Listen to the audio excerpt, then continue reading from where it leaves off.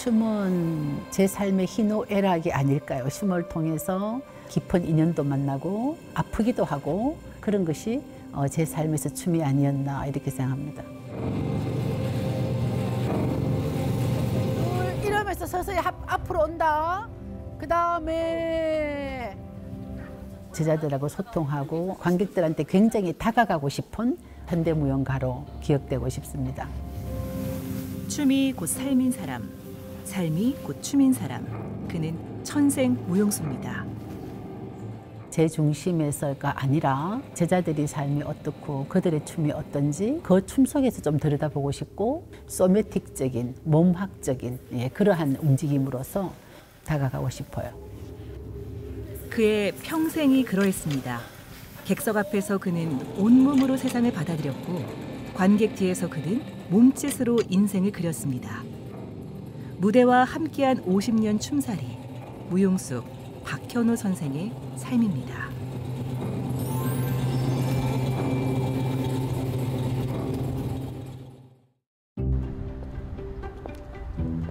볕이 참 예쁜 날, 우리는 박현옥 선생을 학교 캠퍼스에서 만났습니다. 여기에서 그는 자신의 꿈을 키웠고 여기에서 그는 제자의 꿈도 가르쳤습니다. 94년도에 학교 왔으니까 올해 30년째입니다. 어린 제자들의 꿈을 실현시켜 보겠다고 함께 뒹굴었던 인생의 절반 이상이 함께하는 그런 감사한 공간입니다. 늘 새로운 세상을 향한 도전이었습니다. 망설임 없이 나아갔던 그 세월이 지금의 그를 만든 겁니다. 장르에 대한 인식이 없었는데 별로 학교에 선생님께서 대구에 현대무용학원들이 몇 개가 있는데 그 이제 한번 가보아라 무용을 하기를 자기도 추천한다고 이래서 아마 이제 제가 현대무용학원으로 간 것 같습니다. 마치 나비 날갯짓처럼 훨훨 날아오르는 것 같았습니다. 소녀는 그 자유로움이 좋았습니다.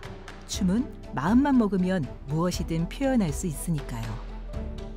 현대예술은 전통적인 형식을 추구하는 것이 아니라 새로운 주제로 접근하는 방법들이 굉장히 다양하고 늘 새로운 작품에 도전하고 새로움을 또 하나 우리가 만들어내고 그다음에 자기 주관적인 작가 정신을 굉장히 높이 사기 때문에 그런 점에서는 굉장히 큰 매력이죠.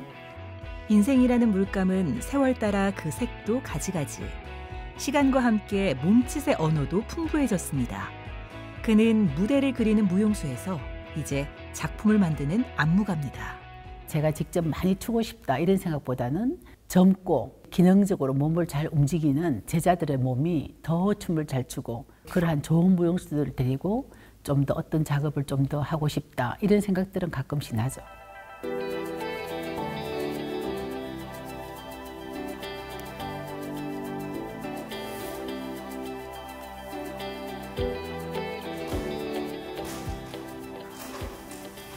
무용은 굉장히 이 추상적으로 몸의 표현을 이끌어내기 때문에 현대무용의 대중화에 굉장히 그 주안점을 두었습니다. 되도록이면은 관객들이 알고 있는 문학의 주제, 지역에 있는 어떤 정신적인 거, 뭐 이러한 것으로서 현대무용을 접해보려고 많이 노력하였습니다.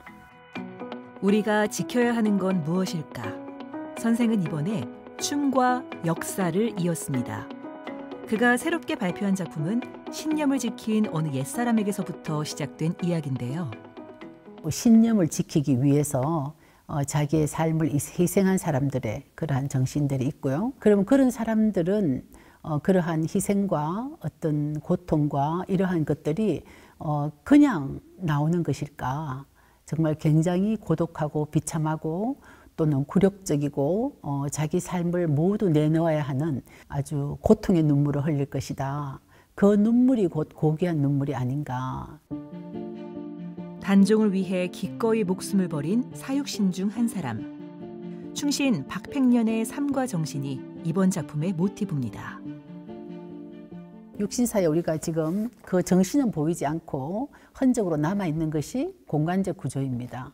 그래서 그 공간적 구조 속에서 그분들이 느꼈던, 겪었던 그러한 감정 또는 비참함 또는 기쁨 또는 성화 이러한 것이 우리 무용수들의 그 감정이 담겨 있는 움직임으로 결합시켜 보았습니다. 달성군에는 박팽년의 절개와 의리를 기리는 곳이 있습니다. 별당 정자 태고정인데요. 여기에는 일시루라는 현판이 함께 걸려 있습니다. 춤은 여기에서부터 이어집니다. 제가 한국 사람이기 때문이지 않을까 이런 생각을 하고요. 우리 시민들이 흔히 알고 계시는 작품의 내용, 어떤 문학의 내용이라든지 어떤 예술가의 삶이라든지 일부러 그렇게 해보려고 많은 작품을 하였습니다. 우리의 삶은 어디에서부터 시작됐을까? 그 원형을 찾아 무대에 그려내는 안무가 박현옥.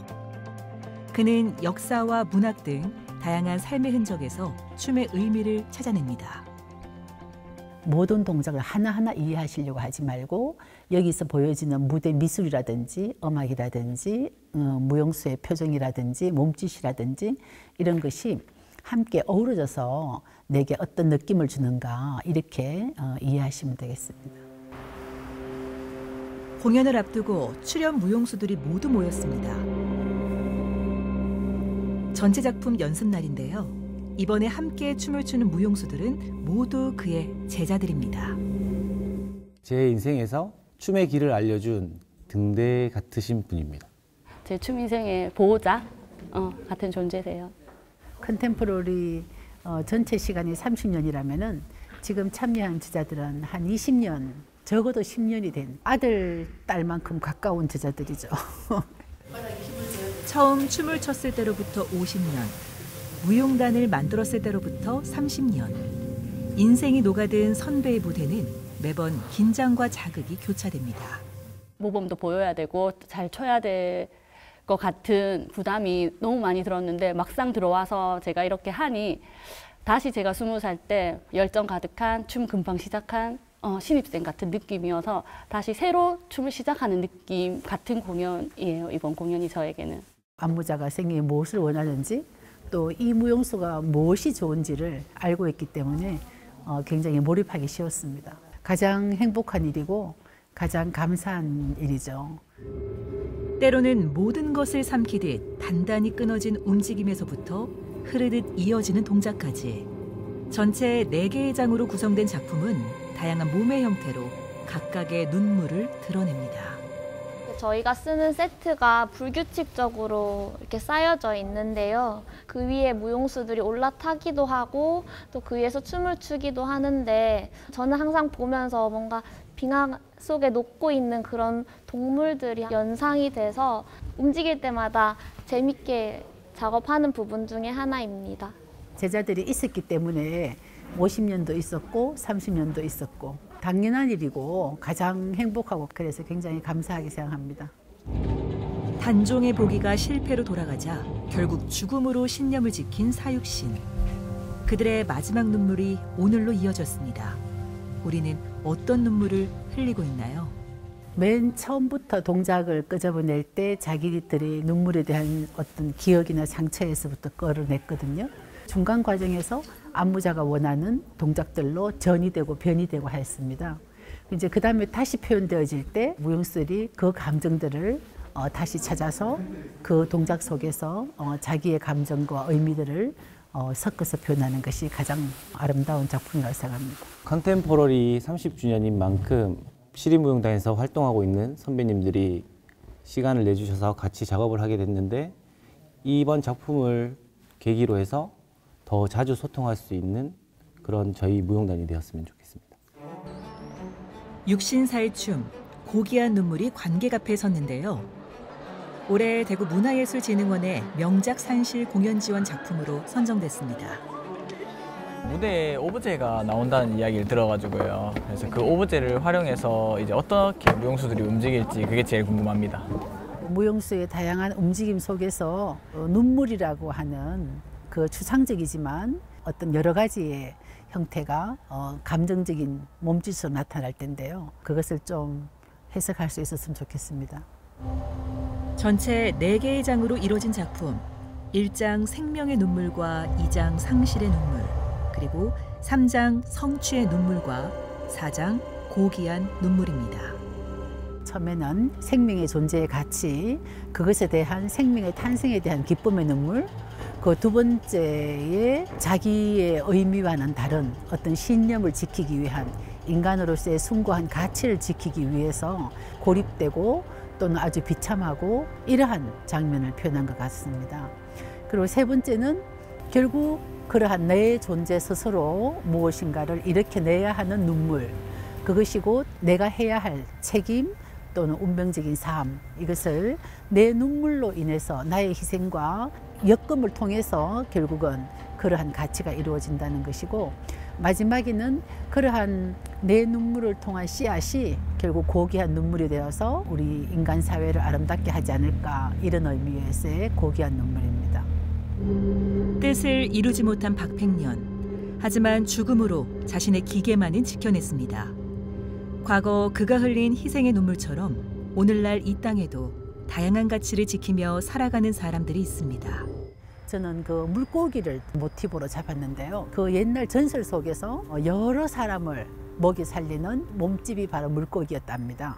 그러한 물고기처럼 결국 우리의 고귀한 눈물을 흘리는 그러한 사람들이 결국은 이 사회를 끌어가는 것이 아닐까, 이렇게 생각하고, 결국 그것이 내 눈물로 꽃은 피어나고라는 고귀한 눈물로 연결되는 그러한 동기가 되는 것입니다.